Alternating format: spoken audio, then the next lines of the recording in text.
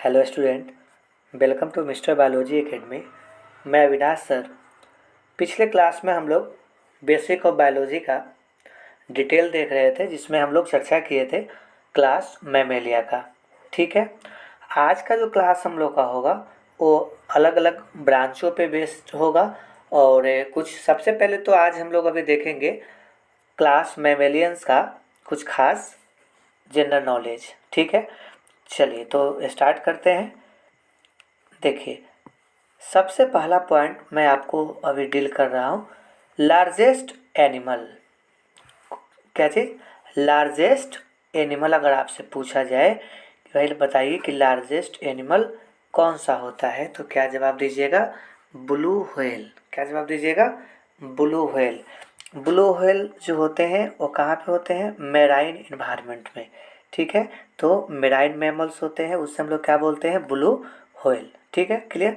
चलिए, अगर आपसे पूछा जाए भाई बताइए लार्जेस्ट लैंड एनिमल कौन सा है, ज़मीन पे रहने वाला सबसे बड़ा जानवर कौन सा है, तो क्या जवाब दीजिएगा? African elephant. क्या जवाब दीजिएगा? African elephant. ठीक है, अफ्रीकन एलिफेंट को हम लोग क्या बोलते हैं? अफ्रीकन एलिफेंट को हम लोग बोलते हैं लोक्सोडोंटा अफ्रीकाना। क्या बोलते हैं? इसका साइंटिफिक नेम क्या होता है? लोक्सोडोंटा अफ्रीकाना। ठीक है, क्लियर हो गया। चलिए, नेक्स्ट पॉइंट पे आप फोकस करिए।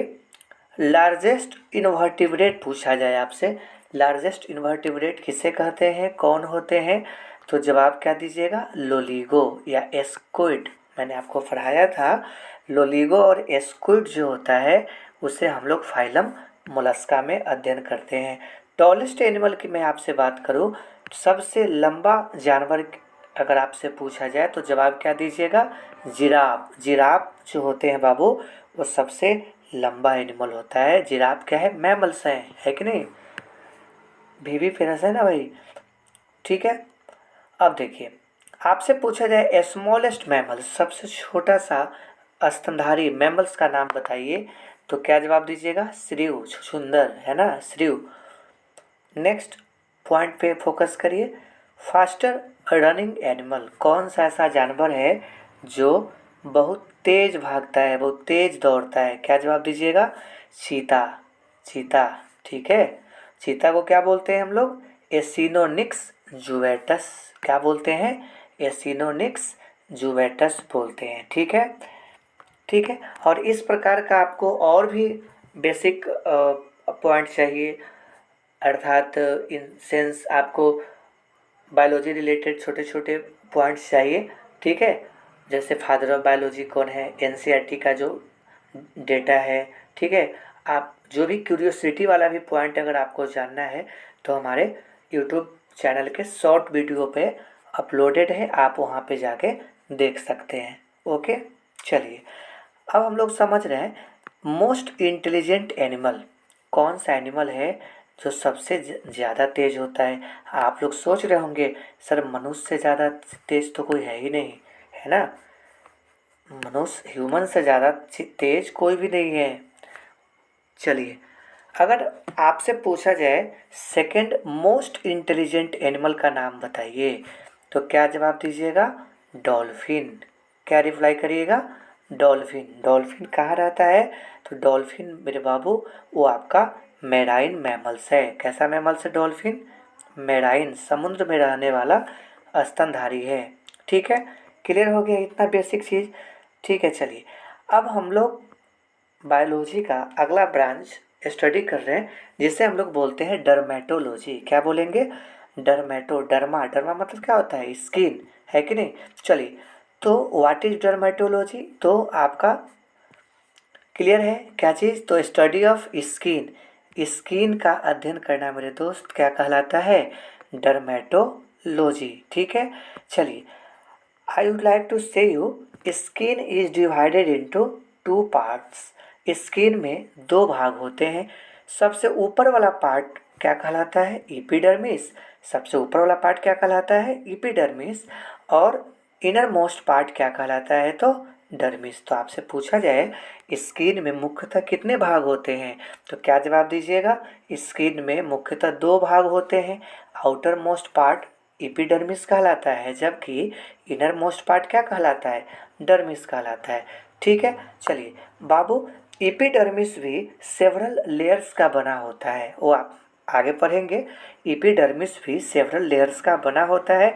इसमें हम कुछ लेयर आपको रिप्रेजेंट कर रहे हैं।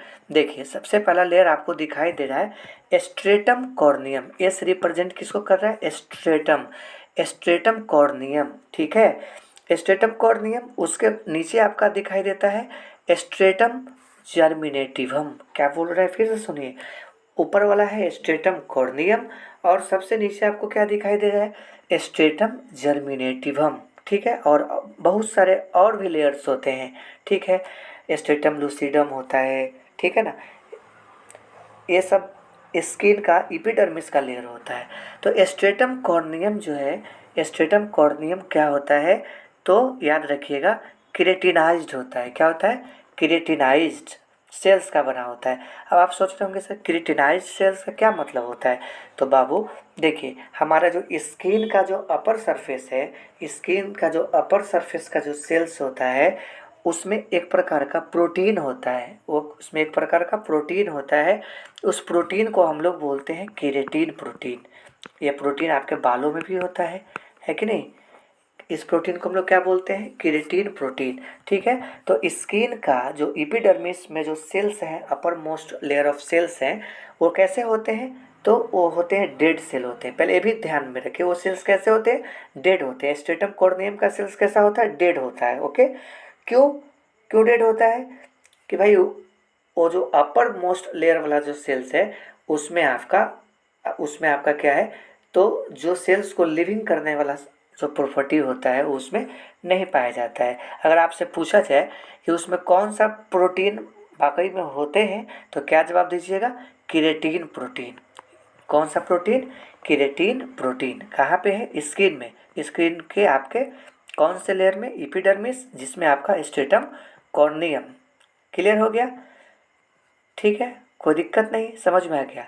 चलिए, अब हम आपको बताते हैं स्ट्रेटम जर्मिनेटिवम। स्ट्रेटम जर्मिनेटिवम कहाँ है? तो स्किन का इनर मोस्ट लेयर है एपिडर्मिस का बेसिकली, जिसे हम लोग क्या बोलते हैं? स्ट्रेटम मालफिजी भी कहते हैं। क्या कहते हैं? स्ट्रेटम मालफिजी। ठीक है, चलिए अब हम लोग वन बाय वन बात कर रहे हैं कि एपिडर्मिस के नीचे जो हमारा होता है डर्मिस, एपिडर्मिस के नीचे क्या होता है? डर्मिस।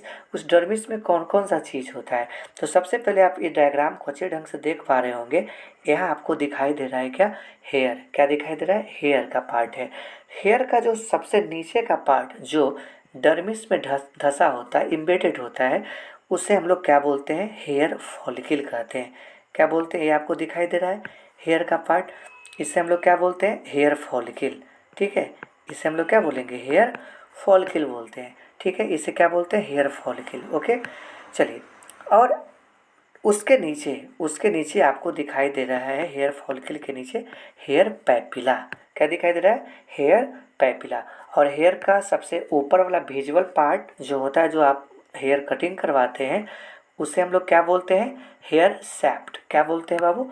हेयर सैप्ट। याद रखिए, हेयर सैप्ट बोलते हैं। ठीक है, जो outer most part of hair है उससे हम लोग क्या बोलते हैं? Hair shaft. ठीक है, चलिए, आप लोग देखे होंगे बहुत सारे एडवर्टाइज में शैम्पू या ऑयल या सोप का एडवर्टाइज में बताया जाता है कि अगर आप इस ऑयल का यूज करेंगे, इस शैम्पू का यूज करेंगे, तो आपका हेयर रूट क्या होता है? मजबूत होता है। ठीक है, तो आप समझ पा रहे हैं कि हेयर का जो रूट होता है वो सबसे नीचे होता है। कहाँ पे होता है? तो कहाँ पे होता है, मैं आपसे पूछ रहा हूँ? डर्मिस में होता है। कहाँ होता है? डर्मिस में। तो हेयर रूट क्या होता है? तो जो स्किन से अटैच होता है, डर्मिस वाले पार्ट से वो लगा हुआ होता है, हेयर रूट्स गहराई में धंसा हुआ होता है, उससे हम लोग क्या बोलते हैं? हेयर रूट कहते हैं। ठीक है, तो यह हेयर रूट क्या होना चाहिए? स्ट्रॉन्ग होना चाहिए। ठीक है, तभी आपके बाल को क्या, हेयर को क्या मिलेगा? सपोर्ट मिलेगा। ठीक है, चलिए अब मैं बात कर रहा हूँ स्किन का जो डर्मिस वाला पार्ट है उसमें आपको कुछ ग्लैंड्स भी दिखाई देते हैं। What is the name of such gland?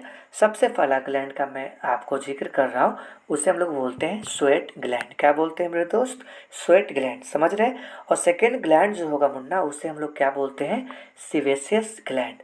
अब what is difference between sweat gland and सीवेसियस ग्लैंड?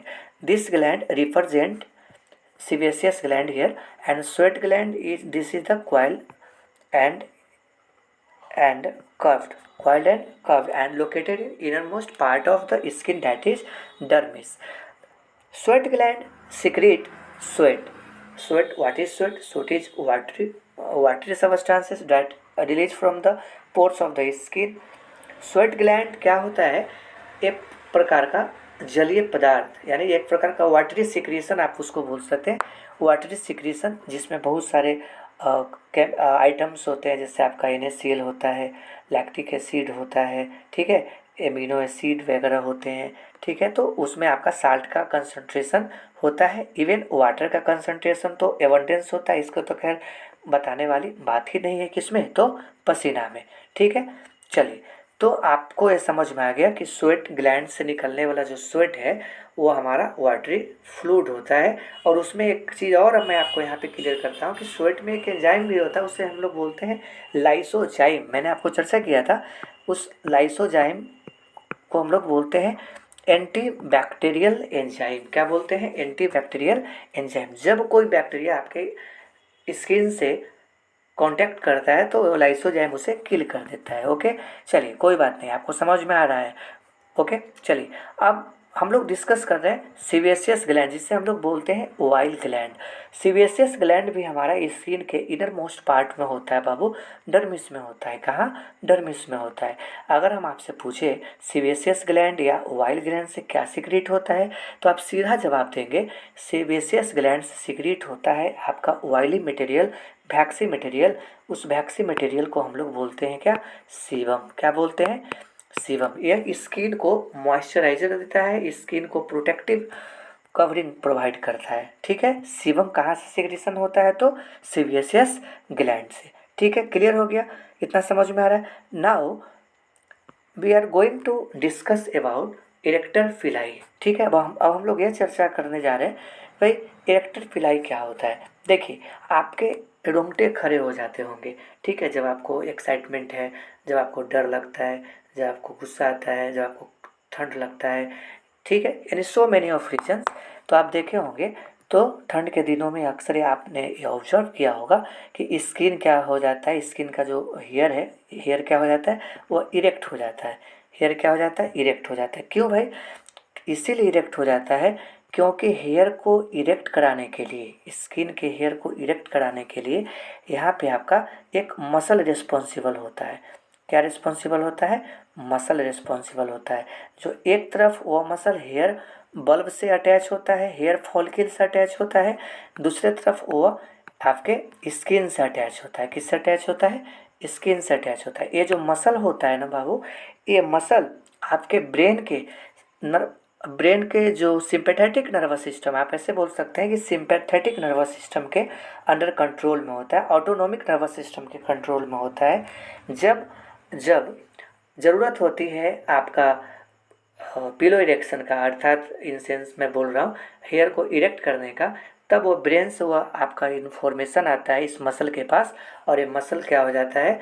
तो इरेक्ट हो जाता है, जिसके कारण वो पिलो इरेक्शन होता है। हेयर क्या हो जाता है? तो खड़ा हो जाता है, बाल आपका क्या हो जाता है? इरेक्ट हो जाता है। जब ये मसल रिलैक्स कर जाते हैं तो फिर आपका हेयर डाउन हो जाता है।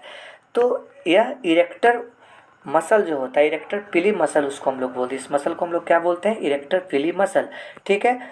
देखिए, अब हम आपको यहाँ पे कुछ पॉइंट बता रहे हैं, उस चीज़ को गौर करिए। देखिए, इरेक्टर पिली मसल क्या होता है? तो देखिए बाबू, गौर से समझिए।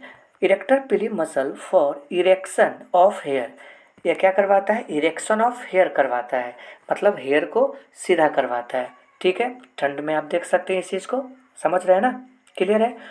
नेक्स्ट, इसे हम लोग बोलते हैं गूज फ्लेस। क्या बोलते हैं? गूज फ्लेस, या हम लोग इसको बोलते हैं डक बम्प। डक मतलब क्या होता है? बत्तख। बम्प, बम्प मतलब उभरा हुआ स्ट्रक्चर।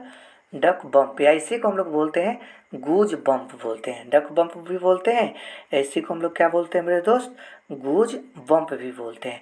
अब हम आपको इस लाइन का मतलब समझाते हैं।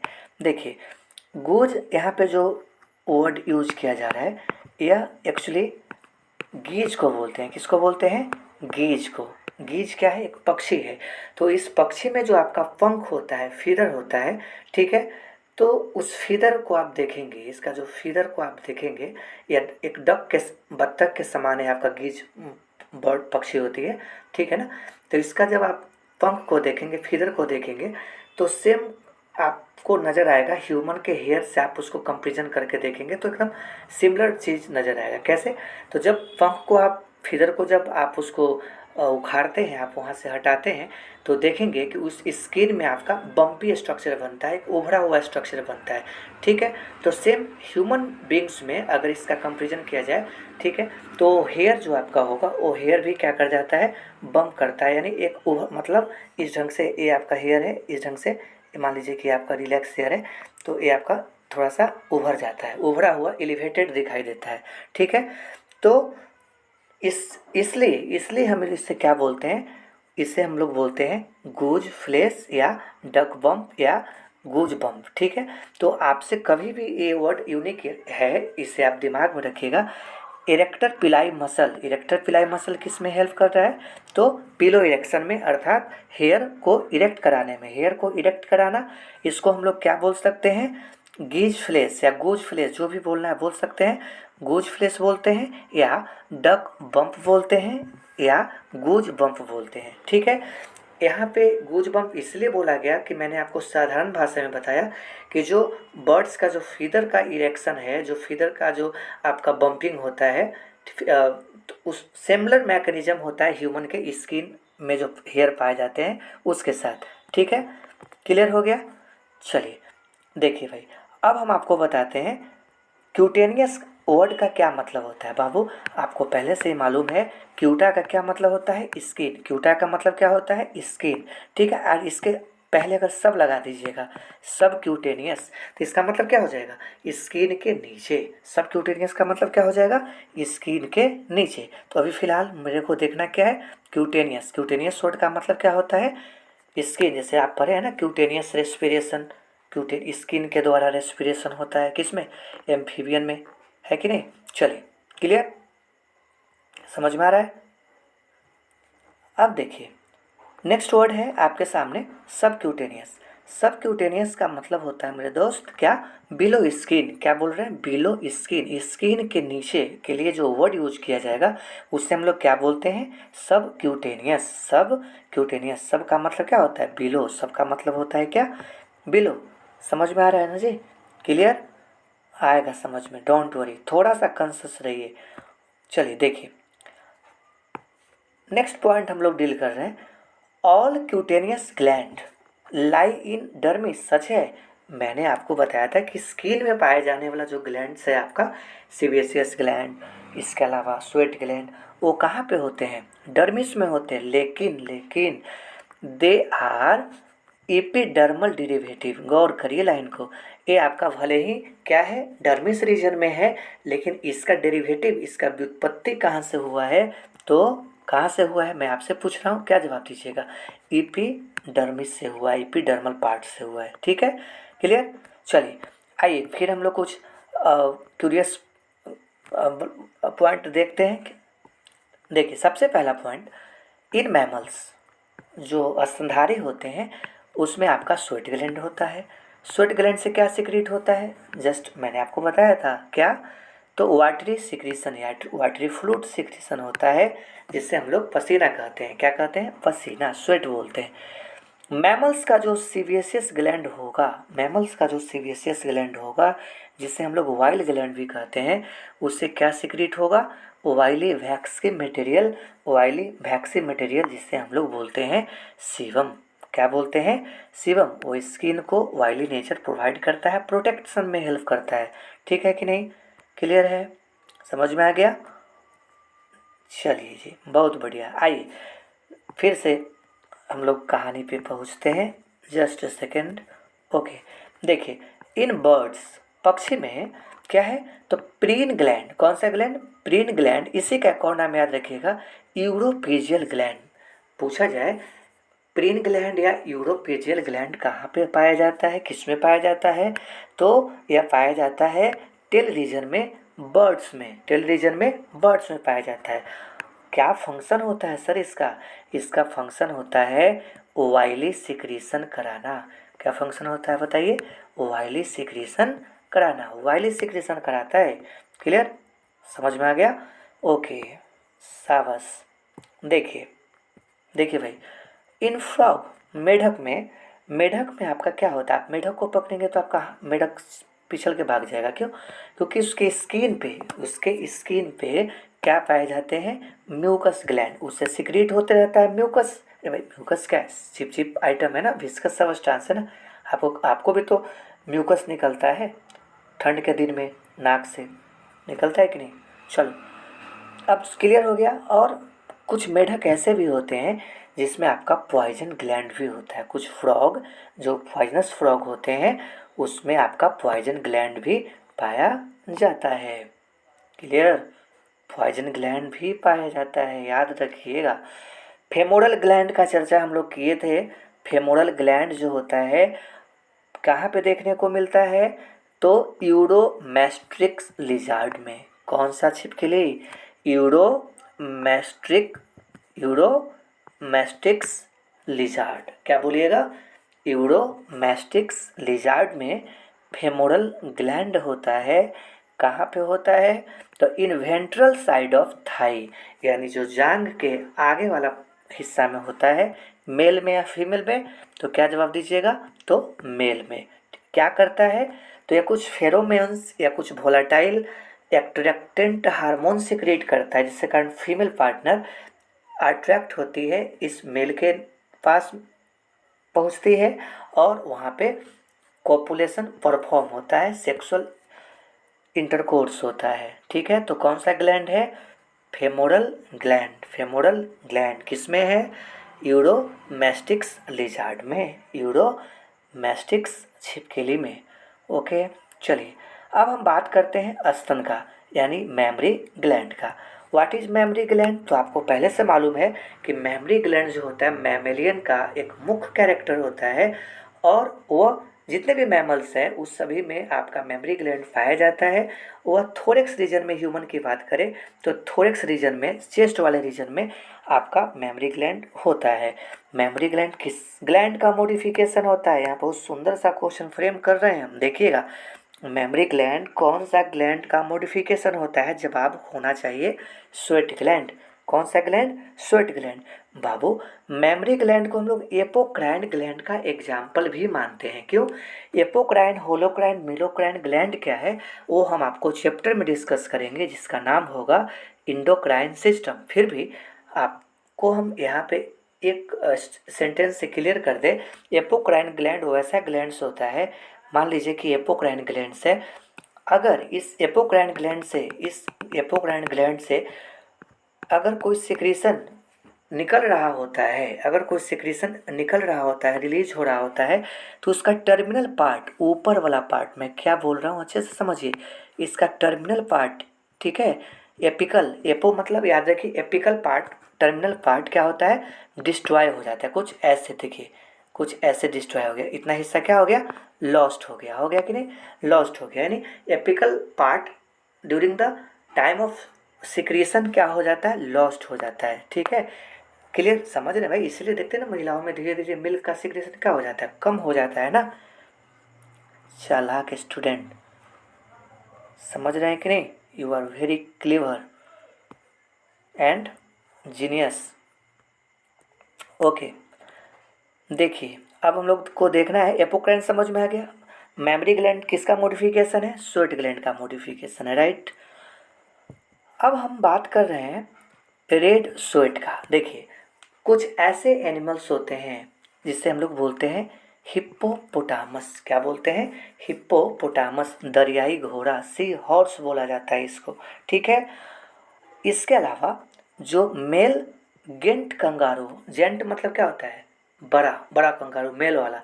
ठीक है, इस एनिमल्स में, इन एनिमल में क्या होता है, इन एनिमल में क्या होता है, due to due to due to action of friendly bacteria on sweat after sweating present on the skin. देखिए, मैं आपको इस लाइन का मतलब समझाता हूँ कि जो हिप्पोपोटामस होता है, दरियाई घोड़ा होता है, उसका पसीना का रंग रेड या गुलाबी क्यों होता है? इसीलिए होता है कि जब उसका पसीना सिक्रीट होता है, देन आफ्टर कुछ यूजफुल बैक्टीरिया, कुछ फ्रेंडफुल बैक्टीरिया क्या करते हैं, उस पसीना पे एक्ट करते हैं, काम करते हैं, ठीक है, आफ्टर स्वेटिंग एक्ट करते हैं, और एक्ट करने के बाद उसे कलर प्रोवाइड कर देते हैं, रेड या पिंक कलर प्रोवाइड कर देते हैं। ठीक है, समझ में आ रहा है? तो बाबू, अगर पूछा जाए कौन सा ऐसा जानवर है जो खून का पसीना निकालता है, कैसा पसीना निकालता है, ब्लड जैसा, मतलब इसका जो पसीना होगा एकदम रेड होगा, क्या होगा, रेड होगा, डीप रेड होगा, या आप बोल सकते हैं कि हल्का पिंकिश टाइप का भी हो सकता है। ठीक है, और इस जानवर में एक और खूबसूरत बात है कि इसका जो मिल्क होता है, इसका दूध जो होता है, वह गुलाबी कलर का होता है। कैसा होता है? पिंक कलर का इसका मिल्क होता है। किसमें? तो दरियाई घोड़ा, जिससे हम लोग क्या बोलते हैं, हिप्पोकैम्पस। आपको मालूम होगा कि जो हिप्पोकैम्पस होते हैं वो मैक्सिमम, अधिकतर अपना समय कहाँ पे गुजारते हैं, तो जल के अंदर। ठीक है, आप पौंड हो गया, रिवर हो गया, उसके अंदर अपना समय गुजारते हैं। लेकिन लेकिन जब कुछ टाइम के लिए जब वो बाहर आते हैं, स्थल पे आते हैं, साइड में आते हैं, बैंक ऑफ रिवर के पास आते हैं, तो स्किन का डायरेक्ट इफेक्ट अगर उस पर होगा तो आप समझ सकते हैं कि उसका स्किन क्या होगा, ड्राई होने लगेगा। उसका स्किन बहुत मोटा होता है मेरे दोस्त, क्या होता है, बहुत थिक होता है। आपको मालूम होगा कि उसकी स्किन से ना क्या बोलते हैं, हीरा, डायमंड, उसका सफाई भी किया जाता है, क्लीनिंग भी में भी हेल्प किया जाता है, कितना मोटा स्किन होता है। ठीक है, तो मैं बता रहा हूँ कि उसका स्किन ड्राई ना हो जाए, उसका स्किन जो है अनप्रोटेक्टेड ना रहे, इसलिए क्या होता है कि वह अपने बॉडी से, अपने स्किन से आपका रेड कलर का एक सिक्रेशन कराता है। ऐसा महसूस होता है कि वह पसीना है, ऐसा महसूस होता है मेरे दोस्त, वो क्या है, पसीना है। और पूरे पूरे बॉडी में, पूरे स्किन पे वह एक लेयर सा बना देता है, एक लाल लाल लाल लाल एक खून का लेयर सा बना देता है। इवन वो जो ब्लड ब्लड स्वेट है वो इसलिए निकलता है कि भाई, ताकि अल्ट्रा वायलेट रेडिएशन या कोई अदर रेडिएशंस या सनलाइट से उससे प्रोटेक्शन मिल पाए। ठीक है, या आप ऐसे बोल सकते हैं कि उसकी स्किन को जो है मॉइस्चर देता है, उसकी स्किन को नमी बनाए रखता है, ताकि जल से बाहर, वाटर से बाहर बैठा है। क्लियर? तो एज ए सन स्क्रीन काम करता है, एज ए सन स्क्रीन काम करता है वो क्या, तो वो जो आपका ब्लड स्वेट है, खून का जो पसीना है, वह एज ए स्क्रीन गार्ड काम करता है, एज ए सन गार्ड काम करता है, ऐसे बोलते हैं। ठीक है, तो समझ में आ रहा है किसके बारे में, हिप्पो कैंपस के बारे में मैंने आपको इतना जानकारी दिया। तो आप तो देख करके ही डर जाएंगे कि भाई पसीना के रूप में क्या निकल रहा है, खून निकल रहा है। क्लियर? किसमें? हिप्पो कैंपस में, सॉरी हिप्पोपोटामस में। हिप्पो कैंपस आपका बोनी फिश है। क्लियर? चलिए, समझ में आ गया। दरियाई घोड़ा में, ये दरियाई घोड़ा, ये आपका घोड़ा से इसका कोई रिलेशन नहीं है, ये आपको सुगर का प्रजाति जैसा मैच करता है। नेम भले ही इसका सी हॉर्स है, उस पर नहीं जाना है। चलिए आइए आगे बढ़ते हैं, देखते हैं नेक्स्ट ब्रांच क्या है, टैक्सी डर्मेटोलॉजी। क्या है भाई, बताइए मेरे साथ बोलिए। टैक्सी, टैक्सी कौन सा, चढ़ने वाला नहीं, नाम है भाई, taxi dermatology, study of processing of skin. जब आप स्किन किसी एनिमल से निकाल ले रहे हैं, उसको ड्राई कर रहे हैं, उसके साथ कुछ केमिकल प्रिजर्वेटिव ऐड कर रहे हैं, या उसके साथ कोई अदर प्रोसेस कर रहे हैं, कोई आप उसका यूजफुल या कोई बेनिफिट लेना चाह रहे हैं, तो इस चीज़ को हम समझते हैं किस ब्रांच में, तो टैक्सीडर्मेटोलॉजी में। अब आप सोच रहे होंगे सर स्किन का क्या यूज होगा, भाई आपको मालूम है ना, आप लेदर का शू पहनते हैं, इस वो तो स्किन ही तो है, डर्मिस वाला ही पार्ट तो है ना स्किन का, है कि नहीं। एनिमल का डर्मिस वाला ही पार्ट तो है गोट का, काऊ का, फैलो का, है ना। अरे भैया पहनते ना सिली लेदर। चलिए मैं प्रमोशन नहीं कर रहा हूँ, आप जो भी पहनते होंगे। देखिए, leather is obtain from dermis of skin of mammals. Leather को कहाँ से निकाला जाता है, ऑब्टेन किया जाता है, तो dermis of skin of mammals, इस जो स्तनधारी हैं, जो मैमल्स हैं, जो एनिमल्स हैं, ठीक है, उनके डर्मिस वाले पार्ट से निकाला जाता है। क्या, तो लेदर की प्राप्ति हम लोग करते हैं। क्लियर। चलिए, study of hair, next branch हम लोग को देखना है ट्राइकोलॉजी। ट्राइकोलॉजी का मतलब होता है भाई स्टडी ऑफ हेयर, यानी बाल का अध्ययन करना, हेयर का अध्ययन करना, क्या कहलाता है, तो ट्राइकोलॉजी कहलाता है। ट्राइकोलॉजी कहलाता है। हेयर पे बहुत सारा पॉइंट है, मैंने अभी आपको डिस्कस किया था। हेयर जो होता है उसमें प्रोटीन होता है, कौन सा प्रोटीन, केरेटिन प्रोटीन। स्किन में भी कौन सा प्रोटीन, केरेटिन प्रोटीन। नाखून में कौन सा प्रोटीन, केरेटिन प्रोटीन। कौन सा प्रोटीन, केरेटिन प्रोटीन। हूफ, खुर में, हूफ जानते हैं ना, मवेशी में होता है, क्रिएटिन प्रोटीन। हॉर्न में क्रिएटिन प्रोटीन, में सब क्रिएटिनाइज्ड सेल होता है, क्रिएटिन प्रोटीन रखने वाला सेल का बनता है। चलिए आइए देखिए, समझ जाइएगा।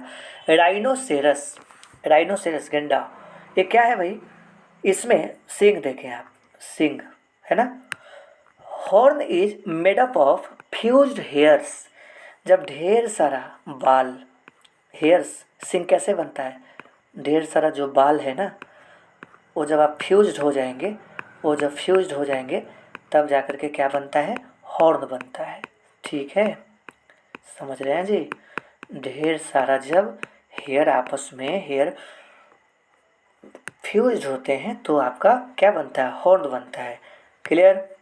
चलिए अब देखिए, horn present at the dorsal side of nose. Nose के कौन साइड में हो, किस साइड में होता है, डोर्सल साइड में होता है। ठीक है, नोज के डोर्सल यानी बैक वाला हिस्सा, ठीक है, वेंट्रल मतलब आगे वाला हिस्सा। ठीक है, क्लियर। अब मैं आपको बताना चाहता हूँ, हॉर्न जो होगा राइनोसेरस में, एक इंडियन राइनोसेरस होते हैं और एक अफ्रीकन होते हैं। इंडियन और अफ्रीकन में सींग के लेकर के कुछ आपका लोचा है क्या। इंडियन वाले में एक हॉर्न होता है, इंडियन वाले में आप डायग्राम देखिए ना, कितना सींग है भाई, सिंगल है ना। और अफ्रीकन वाले राइनोसेरस में दो सींग होता है। कितने सींग, दो सींग होते हैं, दो हॉर्न होते हैं अफ्रीकन वाले में। क्लियर है, कोई दिक्कत नहीं। चलिए ठीक है मुन्ना, अब हम आगे बात कर रहे हैं क्या, तो एक्सोस्केलेटन। देखिए आपको मैं पढ़ाऊँगा किसमें, तो स्केलेटन सिस्टम में, कि स्केलेटन जो होते हैं वो उसका दो पार्ट होते हैं। एक एक्सोस्केलेटन, एक्सो मतलब क्या होता है, बाहर, भाई एक्सो वर्ड का क्या मतलब होता है, बाहर। वैसा स्केलेटन, वैसा ठोस स्ट्रक्चर, वैसा सॉलिड स्ट्रक्चर जो बॉडी के बाहर वाले सरफेस पे होता है। और एक होता है इंडोस्केलेटन, वैसा स्ट्रक्चर, वैसा हार्डेस्ट स्ट्रक्चर जो बॉडी के अंदर वाले पार्ट में होते हैं, लाइक बोन हो गए, कार्टिलेज हो गए, वो क्या है, हमारा इंडोस्केलेटन है भाई, अंतः कंकाल है। और एक्सोस्केलेटन मतलब होता है बाह्य कंकाल। क्या होता है, बाह्य कंकाल। बाह्य कंकाल क्या हो सकता है, तो आपका छोटा स्केल्स, मछली में देखे ना, फिश में स्केल्स, आप जाते हैं मछली लाने के लिए तो वहाँ से हटा करके आप लाते हैं स्केल्स को। चोंच हो गया, बिक हो गया, कितना हार्ड होता है, बॉडी के बाहर है ना। फीदर, पंख हो गया, क्लोज, पंजा, क्लो मतलब क्या होता है, पंजा। इसके अलावा क्या, हॉर्न, सिंग, हार्ड होता है ना, कठोर होता है ना। ठीक है, ट्रू हॉर्न की बात करते हैं। आप सोच रहे हैं कि सर फॉल्स हॉर्न भी होता है क्या, यस, फॉल्स सिंग भी होता है। अभी हम आपको चर्चा करेंगे, डोंट वरी।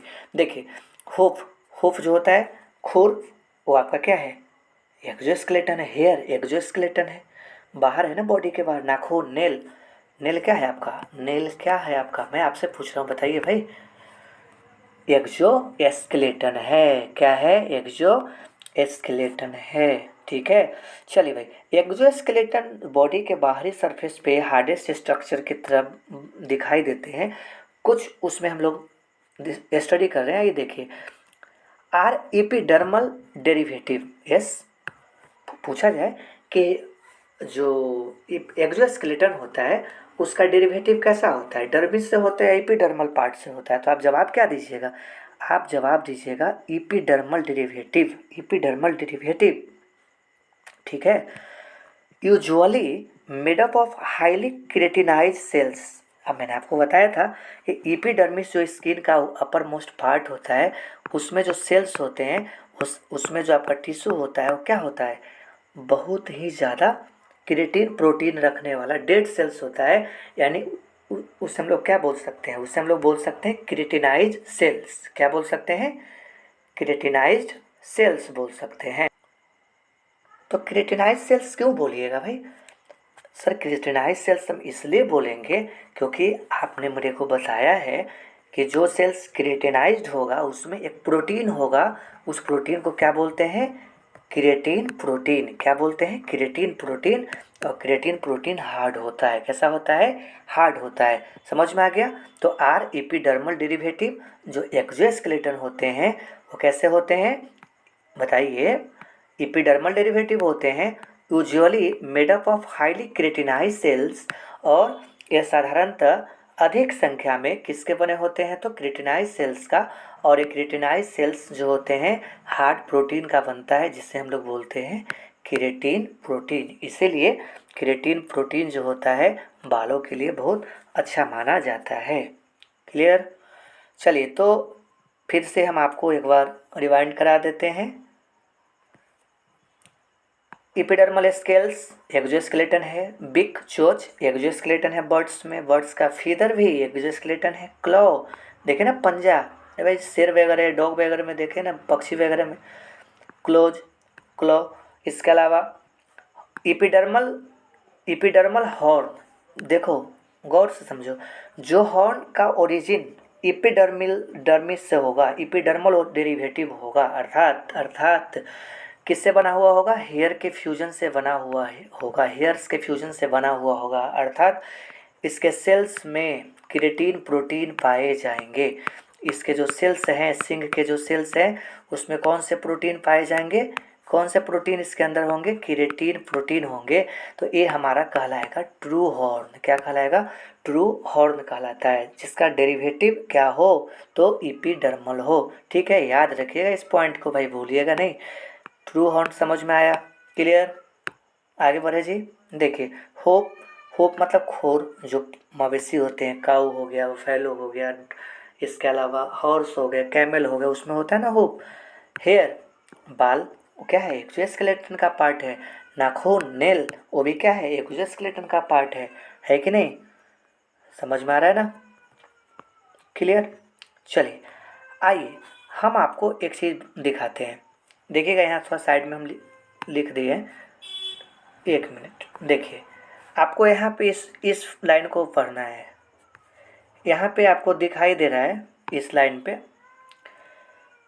एंटलर्स, क्या लिखा हुआ है, एंटलर्स।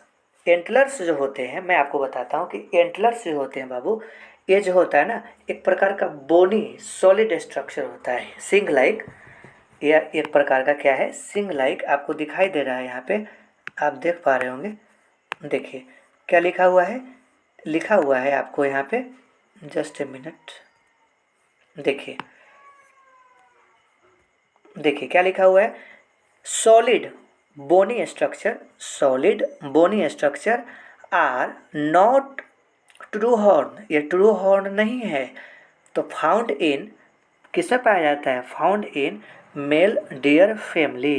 किसमें पाया जाता है, तो मेल में। जो कस्तूरी हिरन नाम सुने ना, उसका जो हॉर्न होता है, वो हॉर्न जो होता है, ठीक है, तो उस हॉर्न से आपका स्मेल आते रहता है। हॉर्न से के बारहसिंघा को आप जानते भी होंगे, ठीक है, जो डियर फैमिली से बिलोंग करता है। देखिए इसका हॉर्न कुछ ऐसे ब्रांच आपको दिखाई देगा।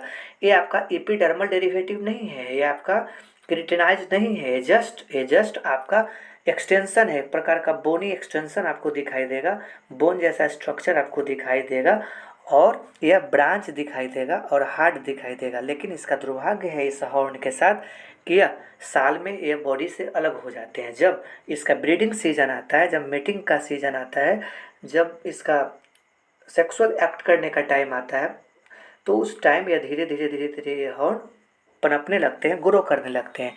और एनुअली ये क्या हो जाते हैं, तो साल में एक बार अलग हो जाते हैं बॉडी से, फिर नया बनते हैं। लेकिन जो ट्रू हॉर्न होगा, जो ट्रू हॉर्न होगा, गायभस बकरी भेड़ हिरन को आप देखें क्या कि उसमें जनवरी में क्या हो गया, सिंह गायब हो गया, फिर अगले जनवरी में आ गया, बीच में लापता रहा, बीच में चला गया ताजमहल घूमने। अरे भाई ऐसा थोड़े ना होता है। ये सब, इसको क्या बोलेंगे, ट्रू हॉर्न बोलेंगे। और ये जो डियर वाला जो केस है, इससे हम लोग बोलेंगे क्या, इससे हम लोग बोलेंगे फॉल्स हॉर्न बोलेंगे, नॉट ट्रू हॉर्न बोलेंगे। क्लियर। चलिए भाई, इतना बढ़िया से आपको हम समझा रहे हैं, समझ में आ गया होगा। क्लियर है। देखिए, आगे बढ़ने का इजाज़त है ना भाई।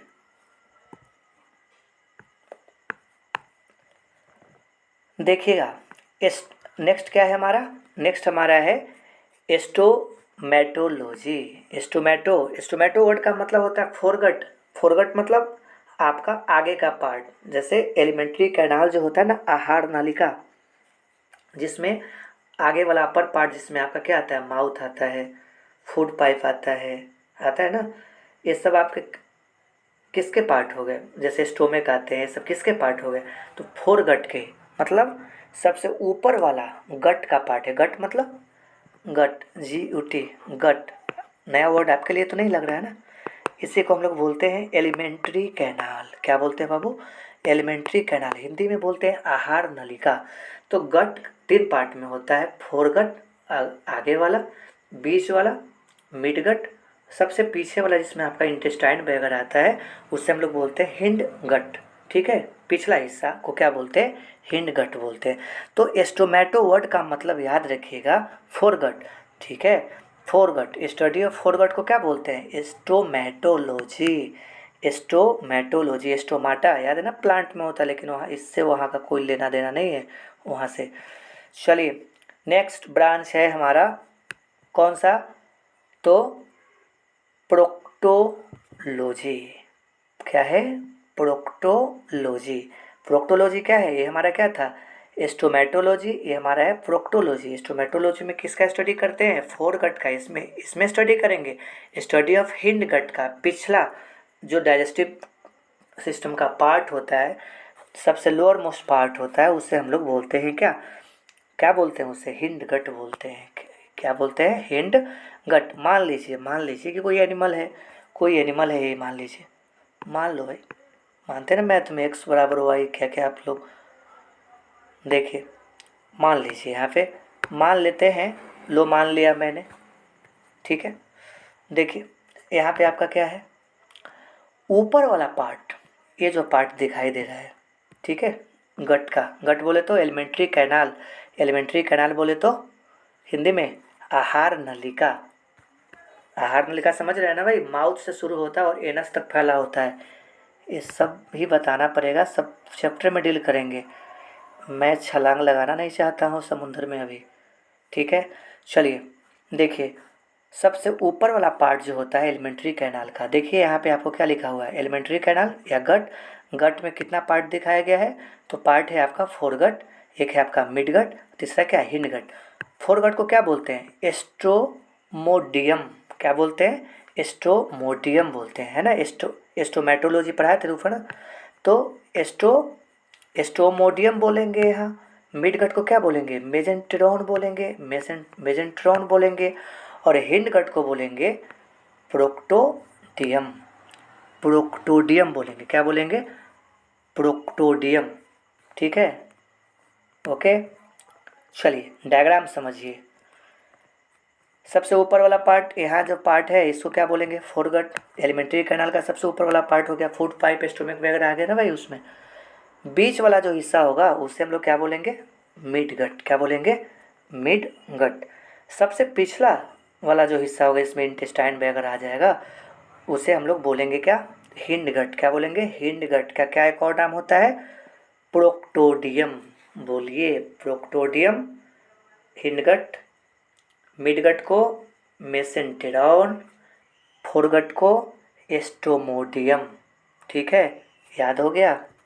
चलिए, टेक्निकल वर्ड है बायोलॉजी, इसीलिए ना थोड़ा सा टफ पड़ जाता है, यहाँ पे टेक्निकल वर्ड ही बच्चा आपको रटना पड़ता है, बाकी बायोलॉजी तो रटने का सब्जेक्ट है ही नहीं, ठीक है। लेकिन कुछ ऐसा टेक्निकल वर्ड आता है जिससे बच्चा जिसको बच्चा को क्या करना पड़ता है, उसे रट मारना पड़ता है, ठीक है।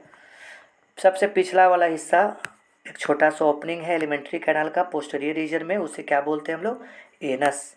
या कुछ एनिमल जैसे फिश, एम्फीबिया, इसके अलावा रेप्टाइल्स, बर्ड्स, उसमें हम लोग क्या बोलते हैं, क्लोएका। ह्यूमन में क्लोएका मत बोल देना भाई, मैमल्स में क्लोएका नहीं होता है। ये आपका फिश, एम्फीबिया, बर्ड्स, रेप्टाइल्स के केस में क्लोएका होता है। What is difference between anus and cloaca? Wait करिए, हम बताते हैं। चलिए देखिए, आइए। एलिमेंट्री कैनाल को हम लोग क्या बोलते हैं, गट, GUT, हिंदी में आहार नली, ठीक है। क्या बोलते हैं, आहार नाल बोलते हैं, आहार नली, आहार नाल, ओके।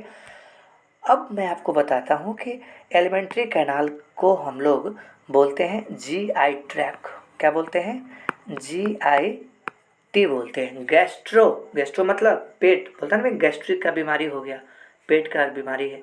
इंटेस्टाइनल, आई रिप्रेजेंट कर रहा है इंटेस्टाइनल, अथरी, और टी का मतलब ट्रैक, रास्ता, यानी जो हमारा पेट से लेकर के स्मॉल इंटेस्टाइन, लार्ज इंटेस्टाइन तक का पूरा जो पाइपलाइन के स्ट्रक्चर है, उसे क्या बोलते हैं, एलिमेंट्री कैनाल, गट बोलते हैं, या क्या बोलते हैं, गैस्ट्रोइंटेस्टाइनल ट्रैक्ट बोलते हैं। क्लियर है जी, समझ में आ रहा है बच्चे? देखिए, गैस्ट्रोइंटेस्टाइनल ट्रैक्ट, खून का पसीना तो नहीं निकल रहा है ना? क्लियर हो गया कंसेप्ट?